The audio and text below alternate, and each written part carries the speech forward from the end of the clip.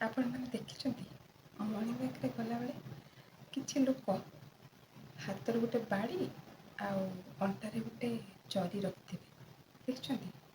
ଦେଖିଥିବେ ମ ସେମାନେ ହାତରେ ବାଡ଼ି କାହିଁକି ରଖିଥାନ୍ତି କହିଲେ? ଏଇ ଭୁଲ ଯାଉଛନ୍ତି ତ ଲୋକଙ୍କର ଗୋଡ଼େଇବେ, ସେଇଥିପାଇଁ ରଖିଥାନ୍ତି ବାଡ଼ିଟା।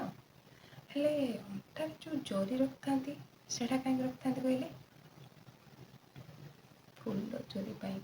ସେମାନେ କ'ଣ କରନ୍ତି, ଯାହା ବାଡ଼ିରେ ଫୁଲ ଗଛ ଅଛି ତା ପାଚେରୀ ବାହାରକୁ ଯେଉଁ ଡାଳଟା ପଳେଇ ଆସିଥିବ ତା ଦେହରୁ ଫୁଲ ତୋଳିବେ। ତାପରେ କ'ଣ କରିବେ, ଏପଟ ସେପଟ ଅନେଇକି ତା ପାଚେରୀ ଭିତରେ ଯେଉଁ ଡାଳଟା ଅଛି ତାକୁ ତା ଦେହରେ ଫୁଲ ନ ତୋଳିକି ସେ ଡାଳଟାକୁ ପୁରା ଭାଙ୍ଗି ଆଣିବେ। ସେ କ'ଣ ଭାବନ୍ତି, ସେ ବୋଧେ ଭାବନ୍ତି ଆଉ ଫୁଲ ତୋଳି ପାରିବୁ କି ନାହିଁ, ଆଜି ସବୁ ନେଇଯିବି ଆଉ। ଫୁଲ ତୋଳିକି ଆଣିକି ଠାକୁରଙ୍କୁ ପୂଜା କରିବାଟା ଗୋଟେ ଭଲ ମାନସିକତା। କିନ୍ତୁ ଫୁଲ ତ ଫୁଟିଛି ଭଗବାନଙ୍କ ପାଇଁ, ତାକୁ ଏମିତି ସେ ଡାଳ ଭାଙ୍ଗି ଖିନଭିନ କରିକି ଆଣିକି ଠାକୁର ସଜେଇବାର କ'ଣ ମାନେ କହିଲେ?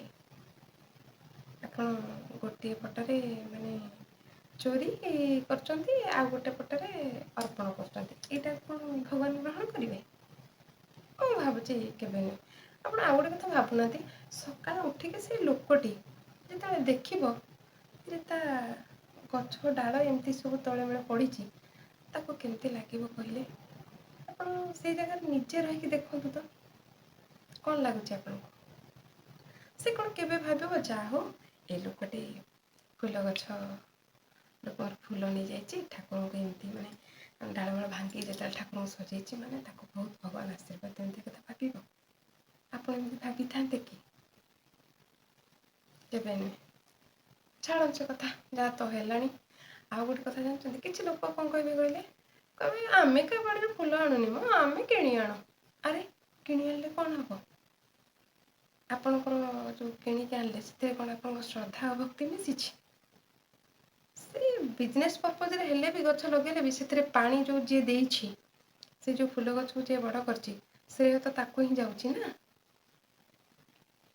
ମୁଁ ତ କହୁଛି ଆପଣ ଗୋଟେ କାମ କରିବେ, ଦେଖିବେ ଗୋଟେ ଫୁଲ ଗଛ ଆଣିକି ଲଗେଇବେ, ଆଉ ତା ଦେହରେ ସକାଳେ ସଞ୍ଜ ପାଣି ଦେବେ, ତାକୁ ଦେଖିବେ, ତା ଦେହରେ ଯେତେବେଳେ ଫୁଲ ଫୁଟିବ ସେଇ ଫୁଲକୁ ନେଇକି ଯେତେବେଳେ ଆପଣ ଠାକୁର ପୂଜା କରିବେ, ଆପଣଙ୍କୁ କେତେ ଭଲ ଲାଗିବ, ଆଉ ସେତେବେଳେ ଆପଣ ପ୍ରକୃତ ଆଶୀର୍ବାଦ ପ୍ରାପ୍ତ ହେବେ। ଆଉ ଯଦି ଆପଣଙ୍କର ଜାଗା ବି ନାହିଁ, ଆପଣ ଫୁଲ କୁଣ୍ଡଟେ ଆଣିକି ଲଗେଇ ପାରିବେ, କିଛି ଅସୁବିଧା ନାହିଁ।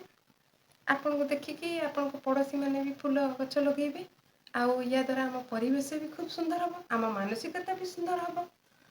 ଆଉ କ'ଣ କହିବି, ଫୁଲ ଗଛ ନିଶ୍ଚିତ ଭାବରେ ଲଗାନ୍ତୁ, ଆଉ ସେଇ ଫୁଲରେ ଈଶ୍ୱରଙ୍କୁ ଆରାଧନା କରନ୍ତୁ। ନମସ୍କାର, ଜୟ ଜଗନ୍ନାଥ।